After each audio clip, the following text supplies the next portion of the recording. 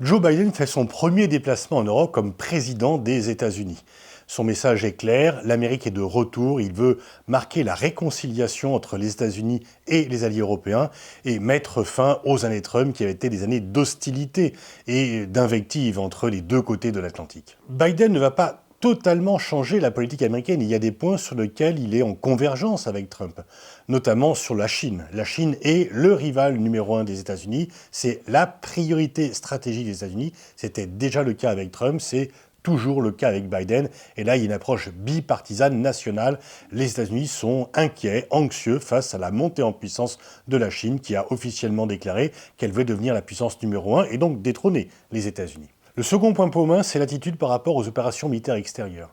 Biden, comme Trump, veut mettre fin aux guerres dans lesquelles les États-Unis sont lancés, qui n'ont que trop duré. Il a décidé du retrait des États-Unis d'Afghanistan, que Trump voulait faire, mais il n'a pas été jusqu'au bout. Et donc là, Biden va ce que Obama lui-même n'avait pas pu faire. Le troisième point commun, c'est le protectionnisme économique. Biden, comme Trump, va vouloir protéger les industries américaines et faire en sorte qu'il y ait le plus possible d'emplois qui soient créés aux États-Unis. Mais on peut dire que les différences sont aussi très importantes. La première, c'est la relation au multilatéralisme. Trump était hyper unilatéraliste, c'était vraiment un unitarisme débridé. Alors Biden est beaucoup plus multilatéraliste, il ne le sera pas totalement, je vais y revenir, mais du moins il a une approche plus ouverte par rapport aux institutions internationales. Il ne veut pas démolir le système multilatéral comme Trump voulait le faire. Il ne veut pas démolir les alliances. Il veut au contraire relancer l'Alliance Atlantique, la régénérer. Et donc effectivement, il y aura une volonté affirmée de Biden de recréer des liens avec l'ensemble des pays et avant tout avec les alliés asiatiques et européens auxquels il rend visite. Et c'est là la grande différence, c'est que Trump avait qualifié l'Union européenne d'ennemi. Biden dit « Europe, je vous aime ». Mes amis européens, aussi bien à l'OTAN que près de l'Union européenne, nous avons beaucoup de choses à faire et nous avons beaucoup de points communs. Nous sommes des démocraties, nous devons faire face aux défis qui se posent et les États-Unis et l'Europe doivent travailler ensemble. Et là, c'est une approche fondamentalement différente, puisque Trump des fois demandait aux Européens de le suivre, mais tout en les insultant, ce qui n'avait peu de chances de réussir.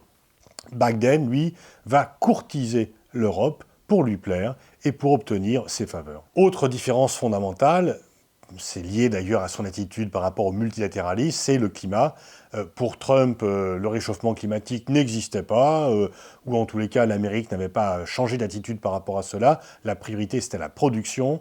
Biden, lui, est très sensible au réchauffement climatique, et donc il a là rejoint, d'ailleurs, à la fois les Européens et la Chine. Finalement, la lutte contre le réchauffement climatique est le seul point d'accord entre l'Europe, la Chine et les États-Unis. Pour séduire les Européens, Biden met beaucoup d'efforts, notamment effectivement en annonçant qu'il allait revenir à l'accord de Paris sur la lutte contre le changement climatique, chose qui plaît aux Européens.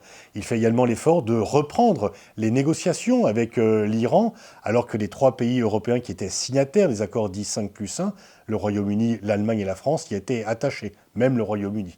Il fait aussi l'effort de lever les sanctions sur Nord Stream 2, ce gazoduc russe qui doit servir du gaz notamment en Europe et à l'Allemagne. Et là, c'est un geste très significatif à l'égard de l'Allemagne qui voulait terminer le gazoduc Nord Stream 2. Également un effort sur la taxation des multinationales. Il en a besoin pour financer son programme social, son programme aussi sur les infrastructures. Mais pour les pays européens qui depuis longtemps veulent taxer les multinationales, notamment digitales, et qui étaient en conflit ouvert avec les États-Unis sur ce point, le fait que Biden, même s'il le fait avant tout pour les États-Unis, mais le fait que Biden accepte le principe d'un impôt au niveau mondial de 15%, eh bien fait tomber une des oppositions très fortes entre les États-Unis et l'Europe. Et puis, tout récemment, il vient d'annoncer que les États-Unis vont envoyer 500 millions de vaccins pour le reste du monde, dans une centaine de pays. Les Européens, Macron en tête, avaient critiqué l'attitude des Américains qui gardaient les vaccins pour eux, qui vaccinent leur population et qui ne le feraient pas. Là, c'est un argument négatif qui est retiré, puisque Biden a annoncé cet envoi massif de 500 millions de doses de vaccins à l'étranger. Alors, ceci étant, je parlais tout à l'heure du multilatéralisme, les États-Unis restent les États-Unis. Et donc il y a toujours un petit soupçon d'unilatéralisme. Il y a eu les écoutes de la NSA qui ont été ressorties. Bon, ça se fait pas trop quand même. Obama avait dit en 2013, non, plus jamais on vous promet, mais ça continue. Il y a le retrait d'Afghanistan, qui est une bonne chose. Mais Biden y a procédé sans consulter et même en avertissant par la suite les alliés européens qui eux aussi ont des troupes en Afghanistan. Et puis, Biden aura du mal, je pense, à revenir sur l'application extraterritoriale de la législation américaine. Alors, peut-être qu'il le fera avec plus de souplesse, plus de doigté, moins de brutalité que Trump, mais rappelons-nous quand même qu'il était vice-président lorsque la BNP a été condamnée à 9 milliards de dollars d'amende ou lorsque Alstom a été démantelé pour être racheté par General Electric. Les Européens sont soulagés de ne plus voir Trump au pouvoir, ils accueillent Biden avec joie et bienveillance, et en même temps on voit dans les enquêtes d'opinion qu'il y a quand même toujours un peu un doute. En Allemagne par exemple, seuls 51% des Allemands disent faire confiance pour leur sécurité aux États-Unis. Et donc il n'y a pas de Biden mania. Il n'y a pas un enthousiasme fou. Biden n'a pas tout à fait réparé les dégâts créés par Trump parce que ceci laisse des traces et que surtout il y a chez beaucoup d'Européens le fait de dire que Trump peut revenir ou qu'un autre Trump peut revenir et que finalement, eh bien, du fait du système électoral américain, du fait du débat au sein des États-Unis, on n'est pas à l'abri de mauvaises surprises et que donc finalement il est bien quand même de peut-être continuer les efforts pour aller vers une plus grande souveraineté européenne. Et surtout, si Biden veut séduire les Européens, c'est pour les enrôler dans ce qui est son grand combat, dans ce qui est sa grande priorité, la lutte contre la Chine. Et on voit que l'OTAN, au sommet de l'OTAN, va beaucoup parler de la Chine. C'est un peu curieux parce que la Chine n'est pas dans la zone initiale géographique de l'OTAN, et surtout c'est que la Chine n'est pas une menace militaire pour les pays européens. Est-ce qu'elle est pour les États-Unis? C'est autre chose.